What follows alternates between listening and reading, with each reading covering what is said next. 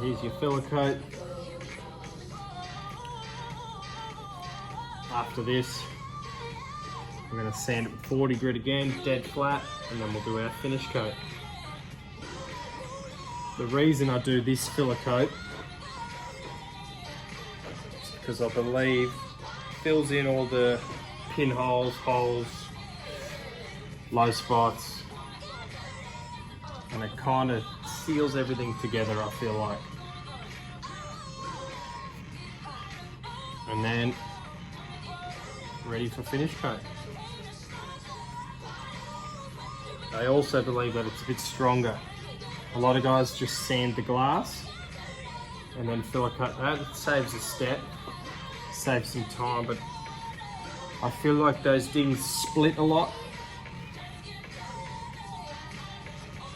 That is how I used to fix it, and now I've changed my methods and I haven't had any come back this way. So I'm pretty happy with that. Stick to what you know works best and keep going at it.